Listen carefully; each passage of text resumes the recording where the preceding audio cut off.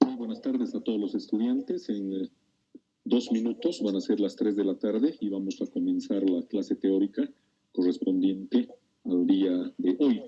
Entonces esperamos ya un minutito más para comenzar puntuales y pues pedirles a todos ustedes que estén con las cámaras apagadas, que estén con sus micrófonos apagados para que podamos desarrollar la clase adecuadamente.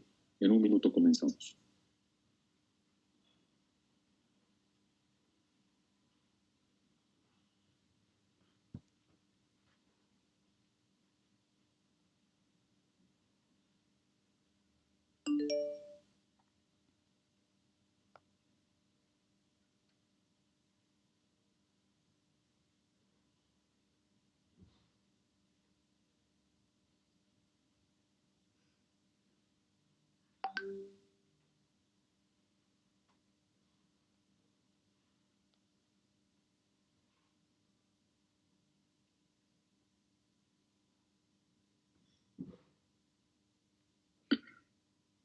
Bueno, nuevamente buenas tardes. Cuando son exactamente, ahí vemos en la pantalla compartida las 15:00, vamos a proceder a la clase teórica correspondiente al día de hoy.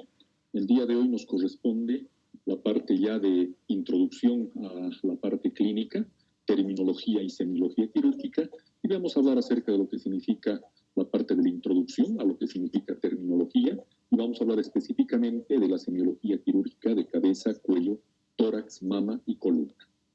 Es importante tomar en cuenta que seguramente ya ustedes en la parte de generalidades han debido definir de que la cirugía está definida como el trabajo manual, puesto que Cheire mano y ergon obra. Son obras manuales que lógicamente utilizan el intelecto, la experiencia y todo lo que significa la profesionalidad de cada uno para hacer un determinado tipo de procedimientos. Este tipo de procedimientos, cuando se van a realizar, utilizan cierto tipo de terminología quirúrgica. Así como existe también la terminología semiológica de exámenes en el paciente, hay la terminología quirúrgica, que pueden ser a través de sufijos, de prefijos o cierto tipo de elementos que vamos a analizarlos, una histerotomía, una rinoplastía, etc. Es así que nosotros tenemos, por ejemplo, la raíz de la etimológica de la palabra y la región anatómica correspondiente. Artro significa articulación, cardio, corazón, dermo, piel, gastro, estómago, rino, nariz, neuro, nervio, y así sucesivamente. Cada uno de los diferentes elementos tiene su propia terminología y su propia nomenclatura. Ahora bien, cuando vamos ingresando a diferentes tipos de explicaciones de procedimientos o maniobras o técnicas a utilizar, se utilizan cierto tipo de sufijos que describen a las maniobras que se realizan en el paciente. Por ejemplo, el aplastamiento, tripsia; la detención de líquidos, estasia; la extirpación de un órgano, ectomía; la fijación de un órgano, pexia; la cirugía plástica de algún elemento, plastía; la sutura, rafia. Y ahí vemos, ¿no?, la maniobra, el sufijo, la cavidad u órgano donde se va a realizar, y la mezcla de los dos elementos o palabras, le llamaremos, que van a generar, por ejemplo, una angiotripsia, una hemostasia, una proctopexia, una blefaroplastía, una temorrafia. Lo mismo, así como hay elementos que son sufijos, también existen elementos que son prefijos. Prefijos que van por delante de la palabra. A significa sin, por ejemplo, asepsia, buscar una limpieza de algo. Anti, lo opuesto, extra, fuera; hipo, inferior; inter, entre; intra, dentro; mono, uno. Es así que, fusionando ambas palabras, logramos conformar asepsia, hipogastrio, intratoráxica, monorrenal, etc.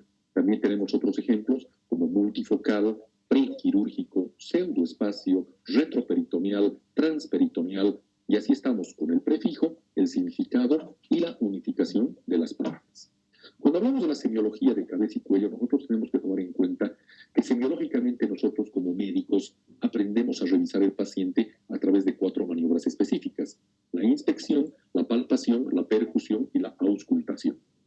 Utilizamos adicionalmente cierto tipo de elementos que coadyuvan en el procedimiento semiológico o de observación o de análisis. Tenemos el estetoscopio, elementos de exploración como el ortanoscopio, otoscopio, para mejorar la visión y dar mayor iluminación; cierto tipo de lámparas como para los senos paranasales, cavidad oral y faringe, bajalenguas, diapasón, etc. Importante tomar en cuenta cuando vamos a hablar a la inspección del cráneo, siempre hablar del tamaño del cráneo. Pueden haber aumentos o disminuciones, como hemos visto anteriormente, con el prefijo macrocefalía o microcefalía. En los adultos, la cabeza es prácticamente 1/9 del volumen total del cuerpo. En cambio, en el niño, prácticamente es un 40% del volumen total del cuerpo. Y en el recién nacido es aproximadamente el tamaño de la cabeza, el 30% de la cabeza. Tenemos que ver, fuera del tamaño de la cabeza, la simetría. Generalmente el cráneo es simétrico, ¿no? Pero pueden existir cráneos asimétricos cuando presenten cierto tipo de patologías, como el hemangioma, quistes o cierto tipo de anomalías, tanto a la inspección como a la palpación, como prominencias, depresiones, craneostosis, que son fusiones a nivel de las cisuras frontal, parietal y occipital. Este es un cráneo normal de un recién nacido, donde tenemos el hueso frontal, tenemos la sutura metópica, la fontanela anterior, la fontanela posterior, tenemos los huesos parietales, la sutura sagital, la sutura lambdoidea. Y cierto tipo de deformaciones craneales afectan generalmente todo lo que significa el proceso de osificación inicial del hueso, generando procesos, le llamaremos de huesos sin la dureza y consistencia suficiente, o huesos demasiado sólidos que se fusionan antes de lo previsto, generando micro y macrocefalías respectivamente, y pueden generar, al hacerse estas suturas, de que exista una anomalía cerebral. Sabemos que el continente es el cráneo, la base del cráneo, que contiene el cerebro, y el cerebro, al sufrir este tipo de elementos, puede generar dificultades. Anormalidades cerebrales: tenemos la cabeza pequeña, microcefalia; cabeza muy grande, una macrocefalia; la hidrocefalia, cuando hay acúmulo de líquido cefalorraquídeo; o anencefalia, la ausencia del cerebro a nivel del cráneo.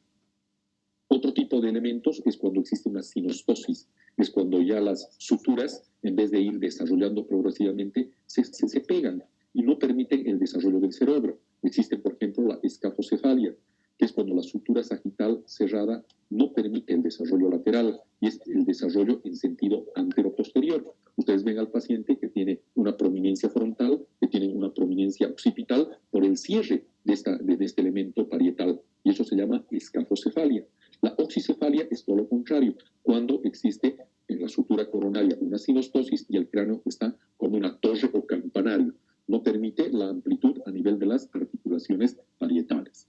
Esta es una escafocefalia, prominencia frontal, como vemos en la parte del dibujo hacia adelante, prominencia occipital y no permite un crecimiento en la parte del medio.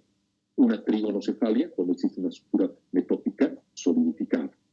Plagiocefalia, cuando existe un solo lado de la sutura coronal solidificada. Como no permite un crecimiento, todo el resto del cráneo empieza a crecer. Nosotros cuando vemos al niño así, vemos una deformidad en el lugar donde ha existido la sinostosis de la articulación. Vemos las características del cuero cabelludo, vemos la presencia de cicatrices, cierto tipo de lesiones, abrasiones, escaras, nódulos. A la palpación podemos ver quistes sebáceos, masas, y generalmente lo que nosotros hacemos en la descripción semiológica quirúrgica es determinar la localización y el tamaño. Palpamos, por decir, se palpa una tumoración, porque tumoración es aumento de volumen, por decir a nivel frontal, del lado izquierdo, próximo a la zona temporal, que tiene un diámetro aproximadamente de 2 centímetros, una consistencia blanda, dura, y así vamos haciendo la explicación de cada elemento que se vaya presentando a nivel del cuero cabelludo. El caballo.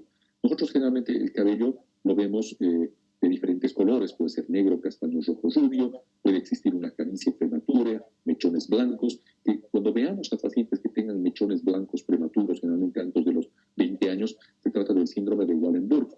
La consistencia del caballo puede ser fino, grueso, normal, de implantación androide o ginecoide. Realmente nosotros los varones tenemos una implantación androide, que quiere decir que el borde de la frente es convexo hacia adelante. En cambio, una implantación ginecoide es cóncavo hacia atrás. Vamos a ver las características de la fascia.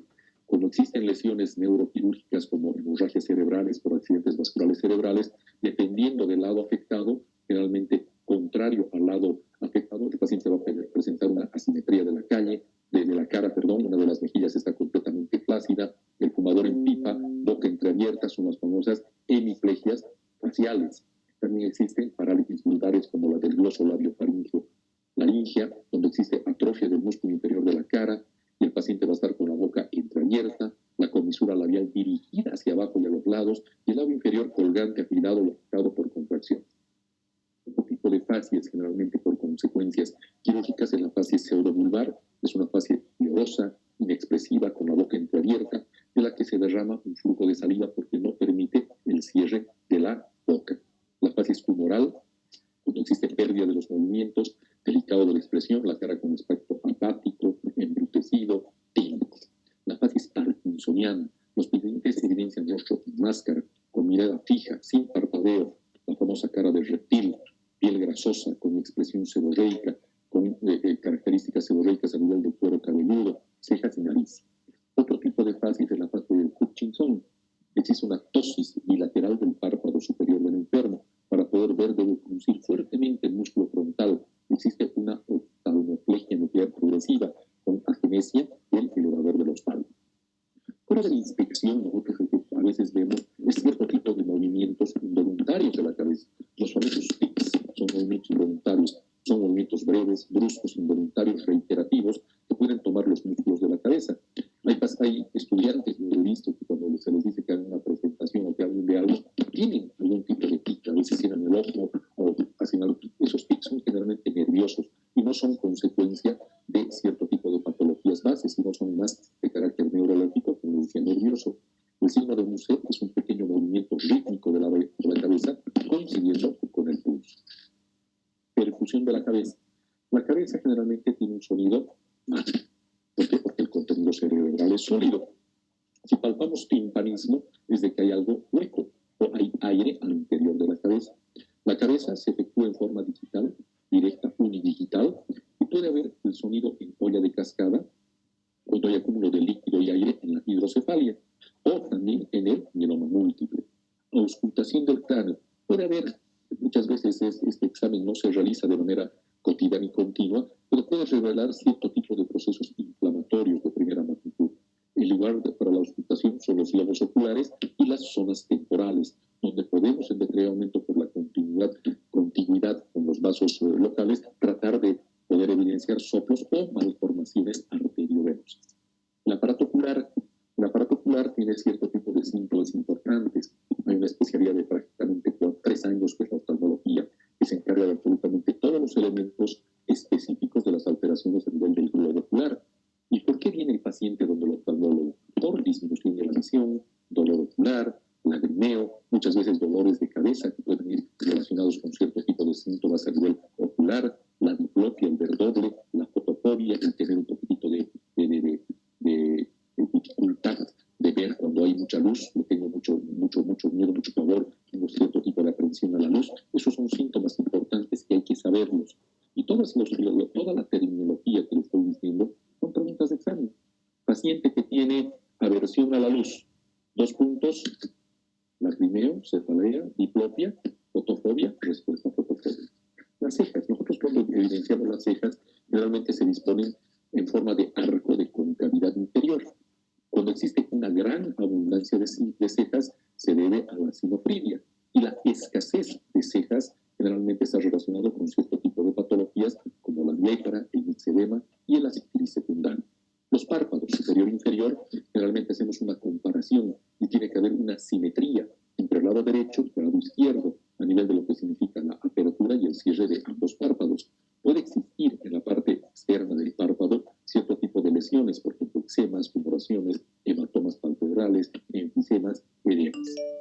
El edema palpebral generalmente se presenta como síntoma de algún tipo de patología. Cuando es unilateral, es decir, de un solo lado, puede deberse a un proceso infeccioso local de ese ojo. Puede deberse también a la presencia de orzuelos, chalazions, blefaritis, conjuntivitis, alteraciones del globo ocular como el glaucoma y la sinusitis. Y cuando el edema es bipalpebral, generalmente se debe a un aumento de la presión hidrostática. Generalmente la gran mayoría de las veces por hipertensión maligna. Puede existir un edema bipalpebral cuando existe una hipoproteinemia. La hipoproteinemia va a estar determinada en pacientes con nefritis o nefrosis, con un edema caquético, generalmente con retención de sodio y agua, como es el síndrome de Cushing. Las pestañas.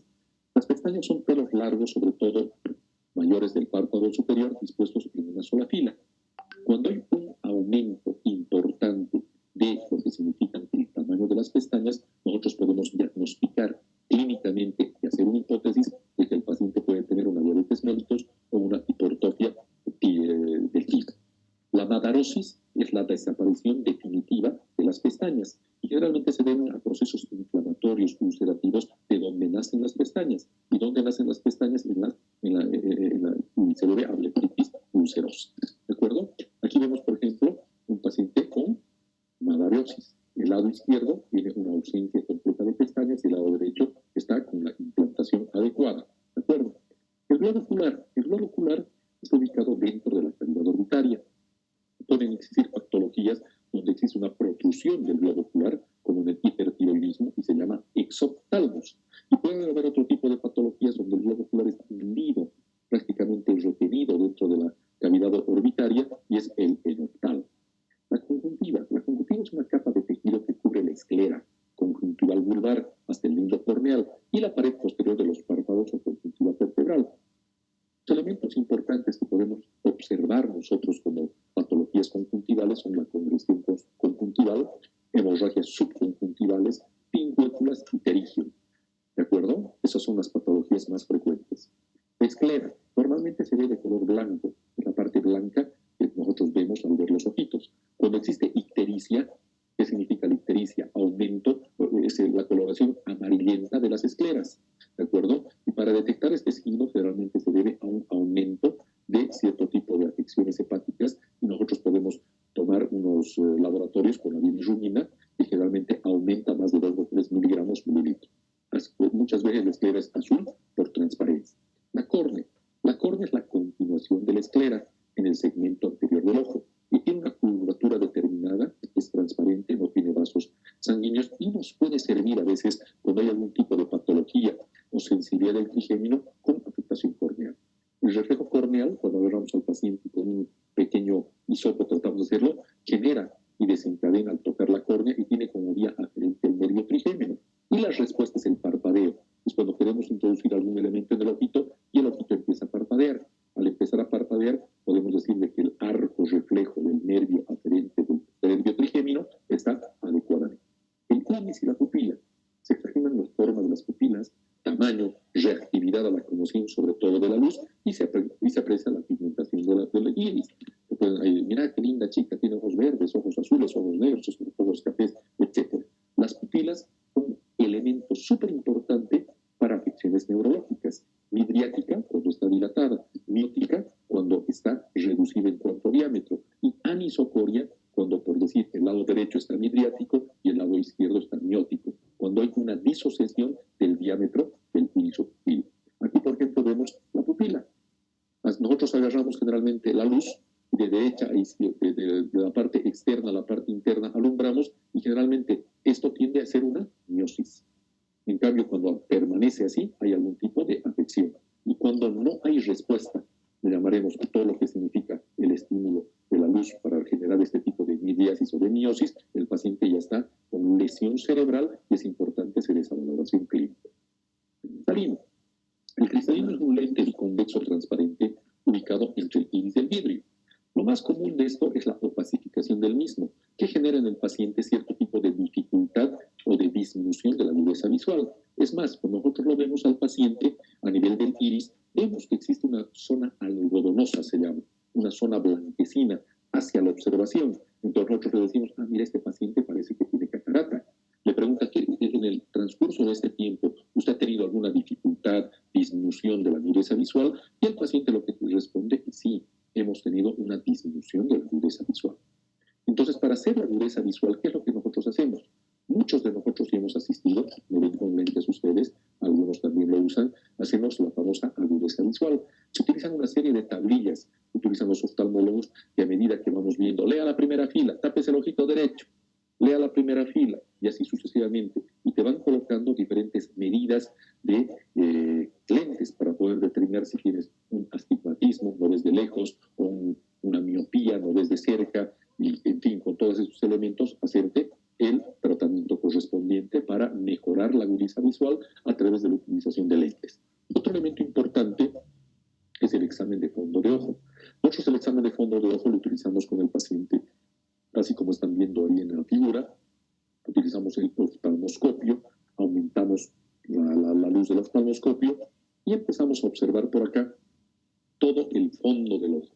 ¿Qué vemos en el fondo de ojo? Toda la parte posterior de la retina. ¿Qué enfermedades hacen que se visualicen cierto tipo de lesiones o alteraciones en el fondo de ojo? En hipertensión arterial, en la diabetes y especialmente en ciertas lesiones o alteraciones neurológicas que han generado la hipertensión endocranial. Ese es el ojo. A través del iris nosotros observamos la parte posterior del ojo. Esa es una retina normal, ¿de acuerdo? Que tiene la mácula, tiene la fovea central y tiene el disco óptico. Ustedes ven, a partir del disco óptico empiezan a emerger, como le llamaremos ramificaciones, toda la vascularización de la retina. Degeneración de la mácula húmeda. Generalmente ustedes ven y comparan con la normalidad, existe como un huevo frito, se llama, que tiene la parte media, una coloración más hiperpigmentada y un halo de la misma pigmentación, pero que no se ve como la mácula y la fovea central, sino se ve con un aumento de tamaño, cambio de coloración y una edematización. Se llama mácula húmeda.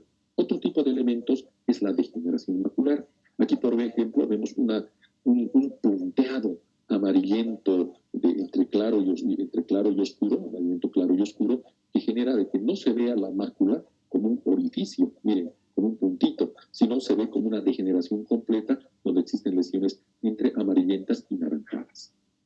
Un elemento importante es la presencia del papiledema. La papila está aumentada en diámetro, está aumentada en cuanto a lo que significa la coloración, y las características esas son del papiledema. Oídos.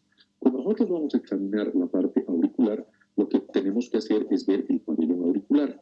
En el pabellón auricular lo que nosotros vamos a analizar es todo lo que significa la parte externa del pabellón, ¿de acuerdo? Tenemos que describir deformidades de la misma, la forma del pabellón auricular, agenesia del pabellón auricular, hay cierto tipo de enfermedades hipoplasia o disminución tanto del lóbulo de la oreja, del trago o de la oreja. Y esto nos va a generar algún síntoma específico, o en realidad es un signo, no estamos viendo alguna agenesia, nos va a decir, este paciente parece que tuviera alguna lesión neurológica, ¿de acuerdo? Nivel de inserción, se toma en cuenta el ángulo externo y el conducto auditivo externo. Aquí vemos, por ejemplo, un aumento de tamaño de todo lo que significa el pabellón auricular. Vemos de que la implantación es adecuada, pero sin embargo el aumento es grande. Patologías a nivel del pabellón auricular.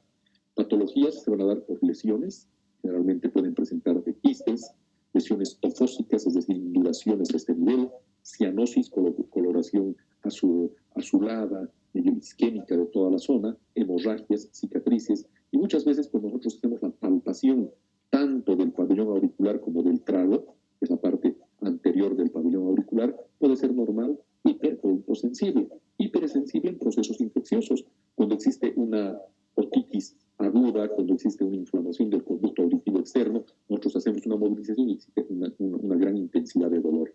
Es importante, ¿no? Cuando ustedes hagan un examen, a veces hacer una otoscopía, porque a veces los pacientes lo que hacen es tener un poquito de picazón y agarran los famosos cotonetes y se introducen al interior del conducto auditivo externo tratando, entre comillas, de mejorar el cuadro, pero lo que están haciendo es empeorar el cuadro, están haciendo de que todo ese tapón de cerumen vaya profundizándose y disminuya aún más la agudeza visual. Es lo que vemos, ¿no?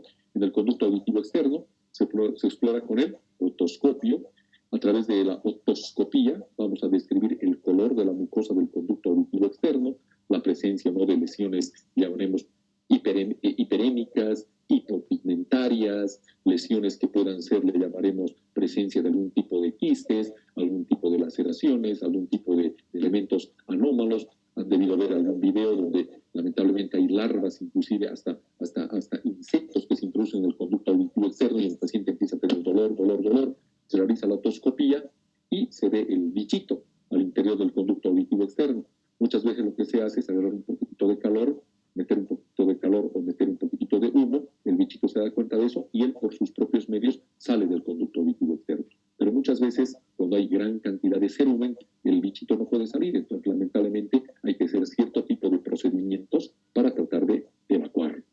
Otro tipo de síntoma importante a nivel del conducto auditivo es la presencia de secreciones, la otorragia u otorrea, la presencia de líquido que sale a través del conducto auditivo externo.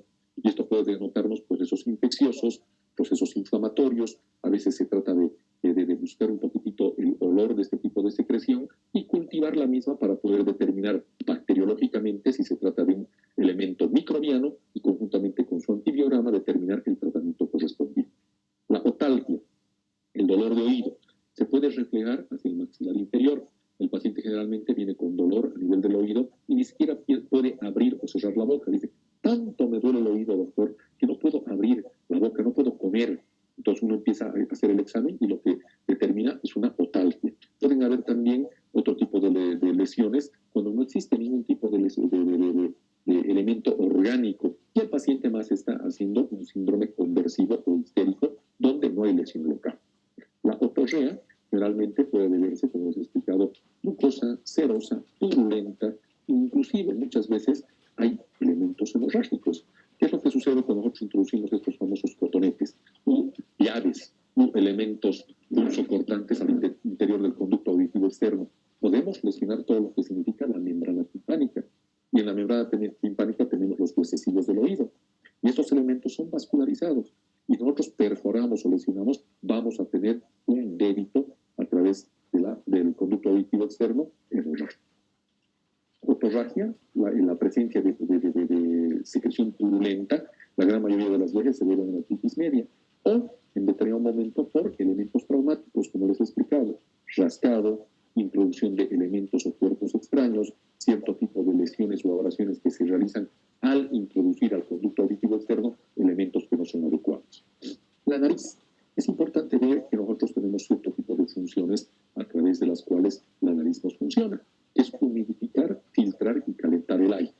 A través de todo este elemento, nosotros lo que vamos a observar es de que cuando existe una hipofuncionalidad de este elemento, todos estos elementos van a estar dañados. A la nariz la vamos a inspeccionar, la vamos a palpar, vamos a ver su lóbulo derecho, su lóbulo izquierdo, la parte media, la parte del los huesos propios de la nariz. Generalmente vemos al famoso lorito, vemos al de nariz chata, vemos al de la nariz como el camino del Ayungas, cuando le han agarrado puñetes y le han fracturado los huesos propios de la nariz queda serpentinosa. Entonces, describimos siempre cierto tipo de elementos a la visión que nos puedan generar alteraciones.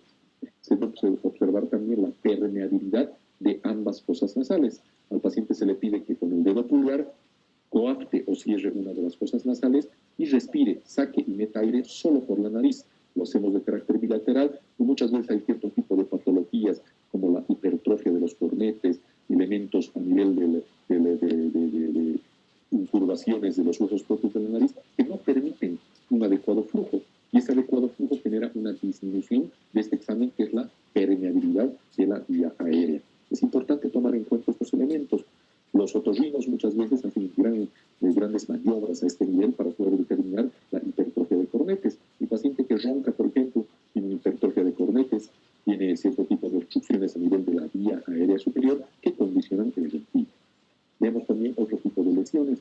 Aquí vemos, por ejemplo, la presencia de un quiste sebáceo a nivel de todo lo que significa el ala derecha de la nariz del niño y con deformidad importante.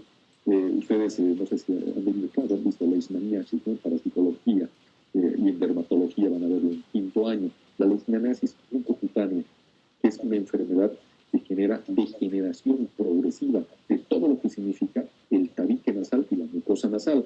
Y los pacientes llegan así, prácticamente deformados, con un proceso, le llamaremos, de degeneración casi completa, muchas veces de todo lo que significan las narinas.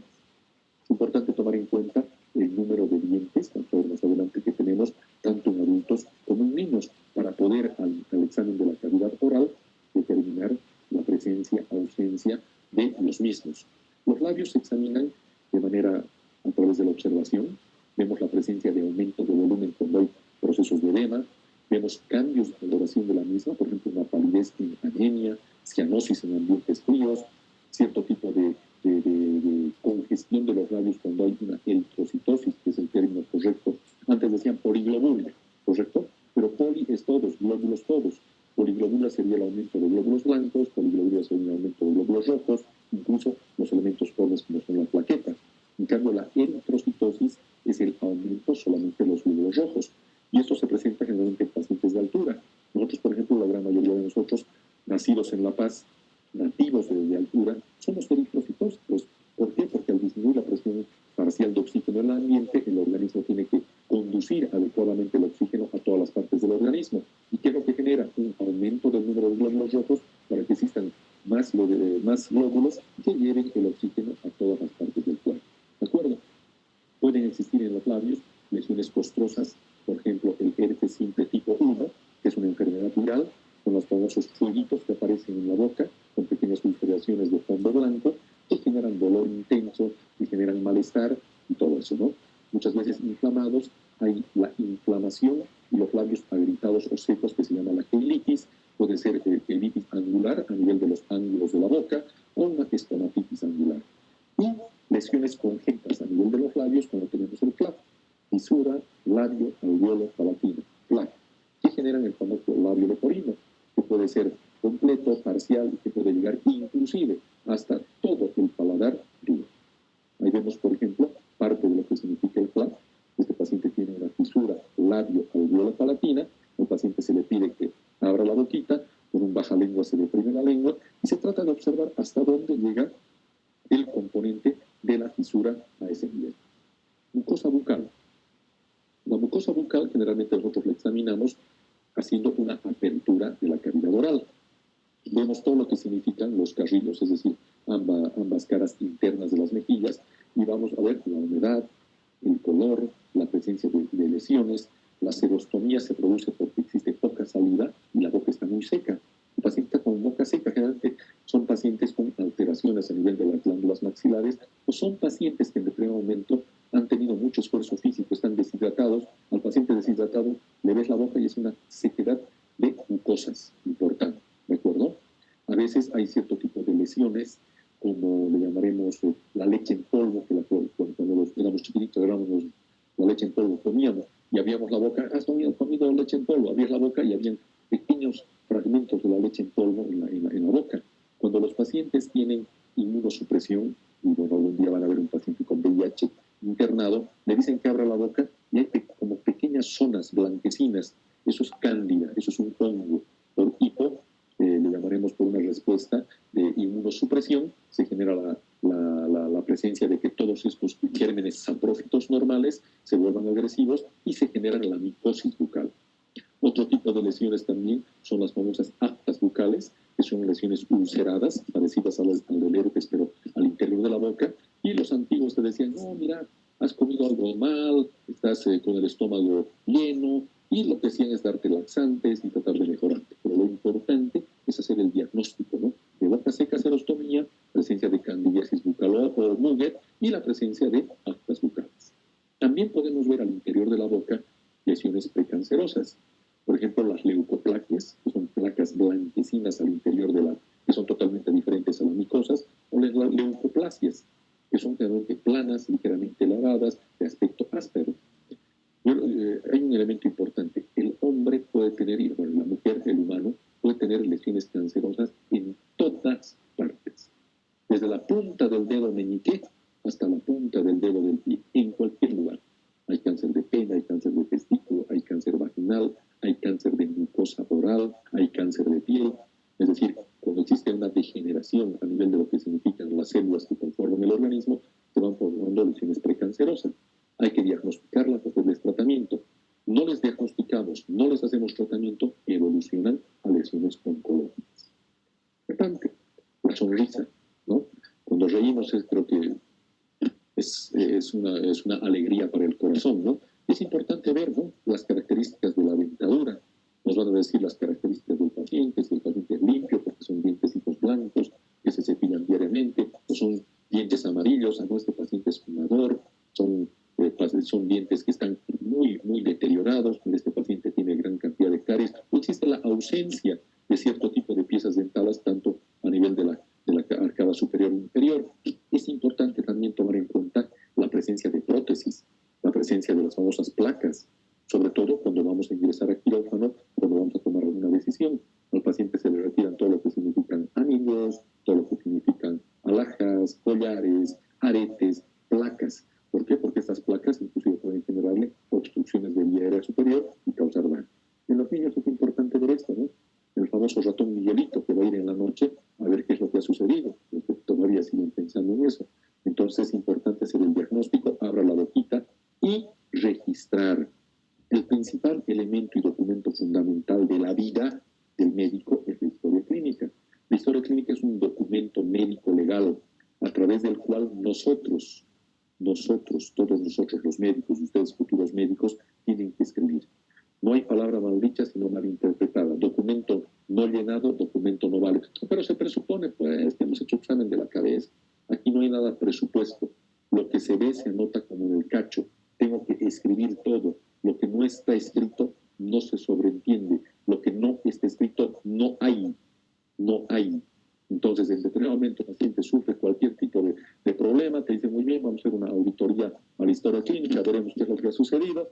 Aquí no tiene diagnóstico, aquí no tiene el examen físico de tal cosa, entonces pecas por omisión. Y la omisión, de acuerdo a la ley 3131 del ejercicio profesional médico, es penada con cárcel. Entonces nosotros como médicos estamos, llamaremos, en la posibilidad de ser denunciados por los pacientes por nuestra incapacidad e incompetencia de no poder anotar, de no poder registrar lo que lo damos por sobreentendido. La lengua, es importante ver las características de la lengua. Nosotros generalmente vemos una lengua algo saburral, o sea, con una coloración media blanquecina, en cuadros febriles, por falta de aseo. Antiguamente les decían de que tu estómago estaba lleno, tu estómago estaba sucio, estabas estreñido, etc. Aspectos también como mapas geográficos hablan de lenguas geográficas o con surcos profundos como la lengua fisurada, cerebriforme, que no significan ninguna enfermedad. Esa es la lengua cerebriforme, miren, con diferentes surcos. Ustedes se ven en el espejo, sacan la lengua, van a ver que la lengua no tiene estos pequeños surcos. Son las lenguas fisuradas o cerebriformes, o también llamadas lenguas geográficas. Esto se debe a procesos de deshidratación, a cierto tipo de manifestaciones de patologías del organismo y una vez resuelto el cuadro, eso tiende a mejorar. El paladar duro, pueden haber cierto tipo de hendiduras como parte del labio fisurado, hemos hablado hace un momento. La fisura labio-alveolo-palatina comienza a nivel del labio, va a nivel de los alveolos dentales y se interna a nivel del paladar duro, a nivel del palatino. La presencia de una prominencia ósea en la parte media se llama porus palatino. También en la infección de la cavidad oral tenemos que ser precisos, tenemos que ser acuciosos de ver absolutamente todo lo que significa el entorno. Vamos a ver la úvula o campanita al fondo, vamos a ver la presencia de las amígdalas a ambos lados, las amígdalas a ese nivel, podemos hablar de hipertrofia, hipertrofia, realmente pueden haber amigdalitis pultáceas, cierto tipo de amígdalas que sangran, un mal olor a nivel de lo que significa la cavidad oral, que nos dicen de que existe un proceso infeccioso y que necesariamente tenemos que tomar una decisión al respecto. Y vemos la parte posterior, o sea, el inicio de la faringe. Cuello. El cuello, a nivel que, al igual que todo el organismo, también tiene que dividirse, tiene que explorarse con las 4 maniobras básicas: inspección, palpación, percusión y auscultación. Toda la vida, todo órgano que se pueda hacer estas 4 maniobras, obligatorio. Cuando hacemos la inspección, realmente al paciente le pedimos verlo de frente, verlo lateral derecho, verlo lateral izquierdo. Tratamos de, a través de la inspección, ver la forma del cuello, el tamaño, las características de la piel, presencia a la inspección de masas, adenopatías. En pacientes que tienen, por ejemplo, una insuficiencia cardíaca congestiva, vamos a ver que las venas están mucho más engrosadas, sobresalientes, y eso se llama incurgitación yugular. Tenemos que observar el relieve de la laringe a nivel de la piel, que es la famosa nuez de Adán. Podemos ver inmediatamente por debajo de la nuez de Adán, a nivel del cartílago cricoaritenoideo, la presencia de una hipertrofia de la tiroides, como es el bocio. A la palpación del cuello nosotros vamos a determinar la presencia o no de ganglios linfáticos aumentados de tamaño, presencia de masas, localización, tamaño, consistencia. Vamos a ver a la tráquea, y cuando veamos a la tráquea, si la vamos a ver central, lateralizada a la derecha, lateralizada a la izquierda, si permite su movilidad. Vamos a palpar la tiroides para poder ver si existe algún tipo de nódulo, aumento de tamaño, asimetría derecha o izquierda. Vamos a palpar el famoso pulso carotidio, a través del cual muchas veces en pacientes que están en un cuadro importante de enfermedad no podemos palpar el pulso cardíaco a nivel de los miembros superiores e inferiores, y buscamos tratar de buscar dónde podemos palpar el pulso, generalmente a nivel carotidio. La auscultación del latido de carotidio, la respiración laringotraqueal a ese nivel, y finalmente hacemos la semiología del tórax, mama y de la columna vertebral. A nivel del tórax, es importante nosotros, a nivel del tórax, poder determinar de que el pulmón tiene procesos de amplexión y amplexación. Se infla, se desinfla. Se infla, se desinfla. Eso es amplexión, amplexación. Amplexión, amplexación. Y al ingresar el aire a nivel de los alveolos pulmonares, genera cierto tipo de sonidos. Este tono de sonidos nos hace diferenciar en cuanto a sus características la presencia de patologías como neumonía, derrames pleurales, alteraciones a nivel pulmonar, bronquitis, bronquiectasias, etc. En la inspiración, realmente tenemos un determinado tipo de tono que se da por los bordes y sus bifurcaciones. Y en la expiración, lo que vamos a poder determinar son las características de las paredes de los bronquiolos. Requisitos para la inspección y auscultación del tórax, porque en inspección vamos a ver todo lo que significa el tórax, su contexto, su ubicación, presencia de lesiones externas, asimetrías y todo eso.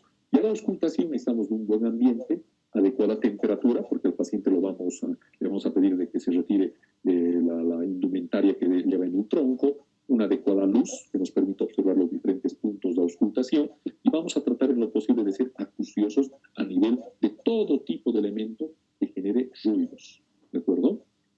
Las consideraciones: el estetoscopio es fundamental. Toda la superficie pulmonar debe tratar de buscarse en cuanto a la auscultación. Debe ser comparativa derecha-izquierda. Generalmente auscultamos 1, 2, 3. 2 a 3 movimientos respiratorios. ¿De acuerdo? Generalmente al paciente le pedimos que respire no por la nariz, sino por la boca entreabierta. ¿Cuál es el objetivo? Que exista una mejor caja sonora y un mejor ingreso de aire para una mejor verificación a la auscultación. ¿Puede hacerse en cama? Sí, en un decúbito lateral, para que en determinado momento podamos comparar. detectamos nosotros cuando escuchamos a nivel estos ruidos pulmonares: el ritmo, la intensidad, el tono, timbre, la duración, la calidad de los ruidos respiratorios. Generalmente tenemos diferentes planos de exploración del tórax.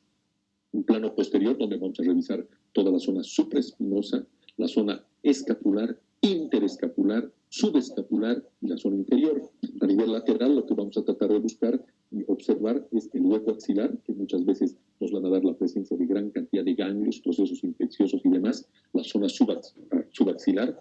Y en el plano anterior revisamos todo lo que es la fosa supraescapular, infraclavicular, supraclavicular, la región mamilar en el hombre, la mama en la mujer, como vamos a ver más abajo, y la región intercostal. Esos son los focos de auscultación, a nivel anterior y a nivel posterior. A nivel anterior tenemos ambos lados de la pared torácica, como vemos en la figura, para tratar de buscar cierto tipo de relación con lo que significan los, de buscar lóbulo superior, lóbulo inferior y buscar a ese nivel. Igual en la parte posterior tratamos de hacer una comparación siempre derecha, 1, 2, 3 movimientos respiratorios, izquierda, derecha, izquierda. La base pulmonar, que es donde vamos a tener la base de los pulmones, externa e interna. Siempre hacemos este tipo de auscultación. Yo les digo, los pacientes son un libro abierto. Ustedes, si estuvieran en la parte práctica presencial, se les dice, ¿no? Por favor, inspeccionen al paciente, ausculten al paciente. A ver, miren, este es un síndrome de condensación pulmonar, este es un, y así en neumología van a ir viendo todos los síndromes comenzando a auscultar. Entonces, el paciente es un libro abierto porque él te da todos los elementos importantes. Además, es importante examinar a nivel de lo que significa parte del tórax, la parte laringotraqueal. Observamos el hueco supraesternal medial, el tono, la duración e intensidad de la auscultación extenual a nivel de la inspiración y la expiración, prolongación de fases, el murmullo vesicular pulmonar. Realmente ese es el elemento más importante de auscultación pulmonar, que es el aire aspirado por millones de alveolos distendidos a nivel de ambos hemicampos pulmonares. Generalmente suave, ligero, dulce, agradable. Predomina en inspiración, más intenso en la zona subclavicular, más intenso en las zonas posteriores de las regiones basales y supraescapulares. Es poco audible, disminuye la audición en pacientes obesos, en pacientes musculosos, porque no permite que el estetoscopio capte todo el sonido de los pulmones. Es muy altamente sensible a nivel de asténicos ancianos y de flaquitos. Y muchas veces cuando hacemos la auscultación siempre debe ser simétrico. Lo mismo que escucho en el lado izquierdo, debo escuchar en el lado izquierdo, en el lado derecho. Si hay una asimetría, estamos hablando de algún tipo de patología que pueda generar una mayor acuciosidad de nosotros para solicitar exámenes.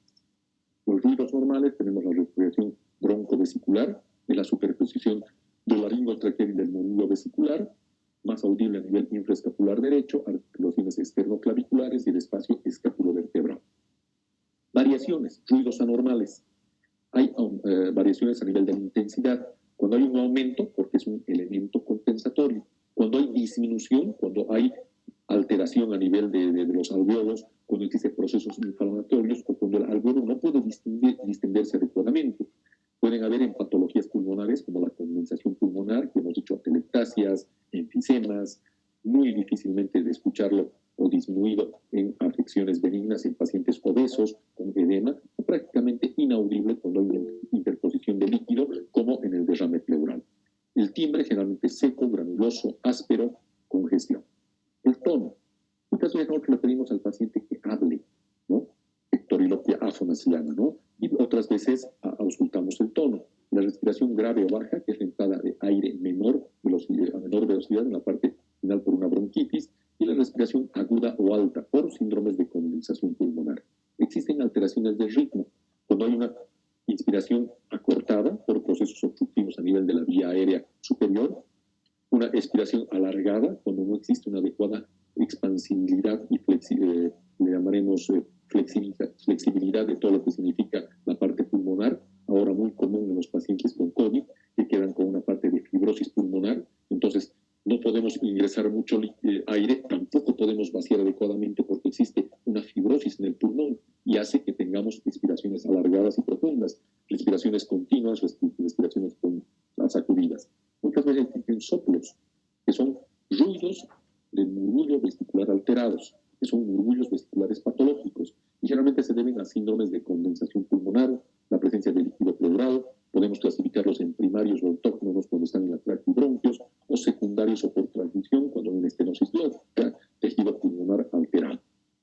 Otros tipos de soplos que se auscultan a nivel pulmonar son el soplo tubárico, el soplo anfórico, el soplo cavernoso, generalmente en las cavernas tuberculosas de muy alta incidencia en nuestro medio, que es expiratorio y que actúa como una caja de resonancia.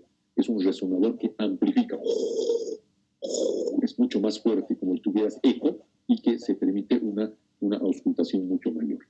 Tejidos pulmonares alterados, el soplo pleurítico, el soplo tubopleurar, todos estos elementos de soplos y la presencia de estertores pulmonares, estertor traqueal, roncus y sibilancias, nos van a ver, aquí hablamos de sibilantes, estertores crepitantes, estertores subcrepitantes, nos van a ver específicamente en sendiología, cuando hagan la parte de pulmonar, y nos van a profundizar en gran cantidad cuando estemos en la parte de neumología. ¿De acuerdo?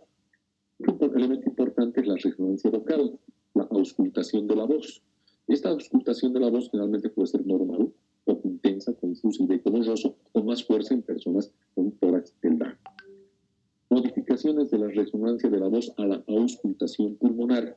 La broncofonía, que se produce cuando es más intensa, más resonante, nos hablan o gritan de lejos y se deben a procesos de condensación pulmonar. La pectoriloquia se reconoce por la claridad de las palabras y existe también una condensación y derrame pleural. Finalmente, la pectoriloquia áfona es una voz cuchillada, llega, limpia, con condensaciones de cavernas de gran tamaño. En biología de la mama, ya estamos al terminar, estamos exactamente a 10 minutos de terminar la clase, nos falta la parte de mama y nos falta la parte de columna vertebral. La mama es importante revisarla. ¿Por qué?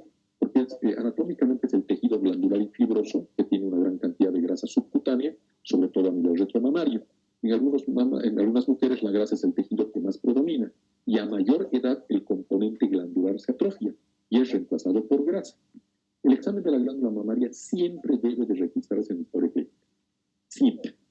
Debe de hacerse un examen físico en lo posible y tratar de buscar algunos métodos auxiliares cuando sospechemos de algún tipo de patología.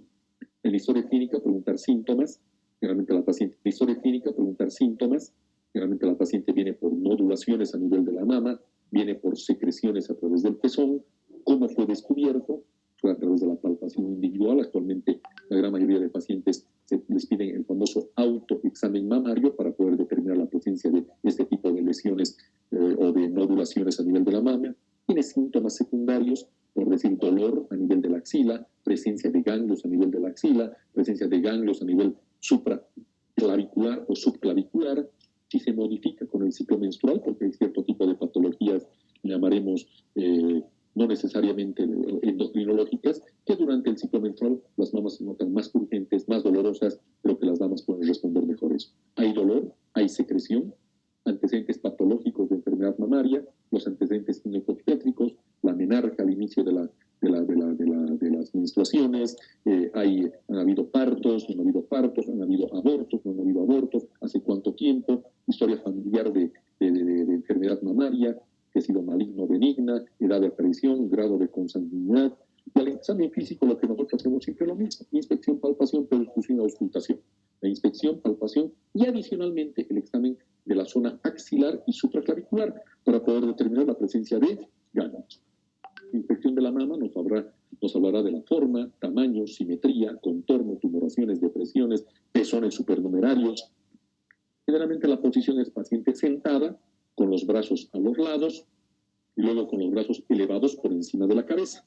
Buscar en la piel cierto tipo de elementos de vasos, le llamaremos adicionales, venas dilatadas, enrojecimientos, edemas, retracciones, el contorno de la piel, las areolas o los pezones, buscar la forma, tamaño, simetría, color, textura, inversión, eversión, secreción, retracción. Esa es la característica del autoexamen de seno al examen visual. Contornos, textura, podemos ver retracciones, hendiduras, deformaciones, grietas, compromisos de la piel, todas las características de la areola. Esa es la palpación. La palpación generalmente se puede hacer con 2 o con 3 dedos. Se trata en lo posible de hacerlo por cuadrantes, superior, inferior, externo y interno, y tratar en lo posible de presionar la mama sobre la parrilla costal y buscar a través de esta palpación con el decúbito dorsal y el espejo de los dedos algún tipo de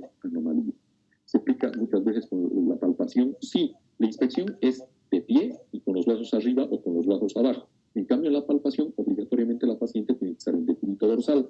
Muchas veces con la mama en la cual vamos a examinar, con la mano hacia atrás, que hace de que se extienda más y permita una mejor palpación. La palpación debe ser en forma radial y por cuadrantes. Aquí vemos el examen físico, 4 cuadrantes, nos dividimos virtualmente una línea vertical que pase por el pezón y otra línea horizontal y dividimos desde la parte interna hacia la parte externa la palpación. Podemos palpar nódulos. En los nódulos vamos a tratar de palpar la ubicación, el tamaño, la forma, consistencia. Muchas veces los nódulos se presentan en enfermedades muy fibroquísticas, en fibroadenomas, en personas jóvenes durante el proceso de la menstruación, o muchas veces en patologías oncológicas, como el cáncer, que es un nódulo duro, de bordes definidos, fijo, con planos adheridos. Aquí vemos, por ejemplo, las características de los ganglios. Entonces es importante que nosotros hagamos una palpación de la zona axilar, porque son los elementos donde pueden existir los ganglios infartados, y de la zona supraclavicular, es decir, en el cuello y encima de la clavícula. Y aquí empezamos a ver, por ejemplo, la palpación, la imagen de una tumoración. Tratamos de definirla en cuanto a tamaño, se encuentra a nivel del ángulo superior interno, mide aproximadamente 2 o 3 centímetros, es móvil, no adherido a planos profundos, y esa es la descripción de nuestro nódulo mamario. Es importante que nosotros tratemos de buscar, como hemos visto ahí, todo lo que significa la presencia de ganglios ingulares. Los grupos axilares son el grupo axilar externo, el grupo pectoral y el grupo subescapular. Por lo tanto, es importante a la palpación hacer la palpación supraclavicular, axilar y de la misma mama. Y finalmente, todo lo que significa la palpación de la región infraclavicular y supraclavicular. Semiología de la columna vertebral. La columna vertebral está dividida en la región cervical, dorsal, lumbar y sacrocoxígea. Tenemos ese número de vértebras a ese nivel. En total 33 a 34 vértebras. Entonces es importante que cuando nosotros hagamos una inspección de la semiología cervical, hagamos una inspección, la alineación, desplazamiento, prominencia de las mismas y la movilidad a través de la flexión, extensión, rotación y circunducción o lateralización de la cabeza. Vamos a palpar puntos dolorosos, la presencia de masas musculares, las pruebas especiales de Valsalva. Al paciente se le pide que respire con la nariz apretada o que expire con la nariz apretada para aumentar la presión craneal, que puede generar cierto tipo de dolores a nivel cervical, y muchas veces la palpación con ambas manos del signo de Spurling, que es la lateralización de la cabeza, y la palpación con cierto tipo de presión sobre la base, sobre la cúpula craneal, para ver si hay dolores a nivel cervical. Arcos de movilidad, tratar en lo posible de ver las angulaciones hacia adelante, hacia atrás y hacia los lados. A veces existen cierto tipo de exploraciones neurológicas por lesiones a nivel de la emergencia de los nervios a nivel cervical. Es importante. A nivel de la quinta cervical se nace el C4 y el C5, y lamentablemente cuando existe algún tipo de síntoma de región anterior del hombro, anteroexterna del brazo, los reflejos alterados son el bicipital. A nivel de la séptima cervical, el tricipital. A nivel de la octava cervical, el cúbito pronador. Entonces, esa es la topografía del dolor, esa es la lesión cervical que ha sido en determinado momento afectada y que genera ese tipo de dificultades. A nivel de la columna dorsolumbar, lo que nosotros hacemos es ver al paciente sin camisa y toda la parte de la columna vertebral, y lo que vamos a evidenciar es primero la simetría vertical, las alteraciones cutáneas, alineación de la columna, buscar si existen algún tipo de deformaciones, que muchas veces con el paciente ligeramente inclinado 45 grados hacia la parte anterior, vemos de que la columna se nos desvía lateralmente. La desviación de la columna lateralmente es la escoliosis. Muchas veces tenemos una cifosis o una lordosis. La cifosis es la famosa joroba, donde el paciente joroba demasiado, deforma demasiado la columna vertebral y genera la famosa jorobita. En la escoliosis, nosotros lo que muchas veces hacemos es la maniobra de Adams. Le pedimos al paciente que trate en lo posible de bajar los brazos, esta es la posición, y tratar de horizontalizar la columna. Al horizontalizar la columna, vemos nosotros toda la parte de la columna vertebral alineada y tratamos de buscar desviaciones o lateralizaciones a través de la maniobra de Adams. Muchas veces hacemos una palpación, y a la palpación buscamos la hipersensibilidad por prolapsos discales, la presencia de tumores o lesiones a nivel de todo lo que significa la columna vertebral. La exploración lumbar. En la exploración lumbar lo que nosotros hacemos es realmente poner al paciente en decúbito dorsal, ventral, ahí estamos de barriguita, y tratamos de palpar progresivamente, apretando cada uno de los cuerpos vertebrales, y tratamos en lo posible posible de evidenciar a qué nivel existe algún tipo de alteración. También podemos evaluar la movilidad de la columna lumbar. Le pedimos al paciente que se ponga firme con los talones juntos y tratamos de que el paciente lateralice hacia el lado derecho, hacia el lado izquierdo. Puede haber una flexión lumbar y en base a las angulaciones tratar de ver cierto tipo de deficiencias a nivel de lo que significa la columna lumbar. Otro tipo de maniobras son la maniobra de Goldway, la maniobra de la CG inverso y la de Bragar, para tratar de buscar lesiones neurológicas. La de la CG, al paciente le pedimos que esté recto, con los pies rectos, y nosotros agarramos la rodilla, no permitimos que se flexione y vamos subiendo el talón. Si el paciente tiene dolor a nivel de la nalga y la parte posterior del muslo, nosotros podemos aseverar de que existe algún tipo de lesión a nivel del nervio ciático. La maniobra de Bragar y otro tipo de maniobras es cuando el paciente está en decúbito ventral, flexionamos, miren, el ángulo del muslo y la rodilla y tratamos de elevar y existe gran dolor a este nivel. Entonces, todas estas maniobras son para exploración lumbar y nos van a dar lesiones a nivel del nervio ciático, al nervio del nervio ciático poquito externo. La prueba de Schober es tratar de ver con el paciente de pie y tratar de medir desde la parte del promontorio hacia adelante. Hacemos inclinar al paciente hacia adelante. Si esto aumenta de diámetro o tamaño, existe algún tipo de lesión a nivel de la columna lumbar. ¿De acuerdo? La exploración de las articulaciones sacroiliacas es importante, sobre todo en niños. En niños es importante, cuando ustedes vean traumatología o ortopedia, tratar de buscar todo lo que significan el punto sacroiliaco de Forestier y Jacqueline Rhodes y tratar de hacer la rotación de la caderita para ver si existe algún tipo de chasquido, dolor o molestia. A veces tratamos de presionar ambas espinas ilíacas anterosuperiores. Si hay dolor o molestia a nivel del pubis o en la parte posterior, podemos hablar de una pubalgia o podemos hablar de lesiones a nivel del sacro. Existen otras veces, cuando el paciente ha sufrido algún tipo de accidente, de apretar hacia adelante todo lo que significan las maniobras de cierre de las arcadas ilíacas y generar algún tipo de dolor o malestar en el paciente. Esas son las maniobras sacroiliacas. Otra maniobra es la maniobra de Faber. El paciente está en decúbito dorsal, la rodilla flexionada y rotada externamente, presión sobre la mano con la rodilla flexionada y la mano contraria en la espina ilíaca contralateral. Esto genera dolor, molestia y nos da también cierto tipo de lesiones a nivel de la articulación sacroiliaca, que pueden denotarnos artrosis, pueden denotarnos artritis o pueden denotarnos luxaciones coxofemorales. Lo mismo casi con la maniobra de la CG, se lleva el muslo a la máxima flexión y abducción, con una mano se sujeta el ilíaco opuesto y se ejerce presión a nivel de la rodilla flexionada. ¿De acuerdo? Ya con esto hemos concluido exactamente a las 15:59 todo lo que significa la parte de 15:59, exacto. 15:59 todo lo que ha significado el contenido de esta presentación de semiología quirúrgica, introducción, cabeza y cuello, tórax y columna vertebral. Creo que al momento, distinguidos estudiantes, estamos yendo bien. Las teóricas están todas dentro de la programación correspondiente. Me parece que también las prácticas estamos yendo bien. Han escogido nuevos dirigentes, han sido bienvenidos, se han presentado con nosotros. Yo como jefe de cátedra les he dado la bienvenida a todos ellos. Y bueno, darles siempre la bienvenida a todos ustedes. Cualquier dificultad, cualquier problema, cualquier alteración que ustedes tengan en el transcurso normal de sus prácticas, pues no duden en ir dentro de lo que significa la normativa, ¿no? Hablar primero con su docente, pedir las explicaciones correspondientes, de ver qué es lo que está sucediendo, si avanzan o no avanzan, y si no hay algún tipo de respuesta, recién recurrir a mi persona. Si yo no respondo, se recurre al jefe de departamento, y así sucesivamente. Nosotros estamos abiertos para coadyuvar y darles cualquier tipo de colaboración. Creo que con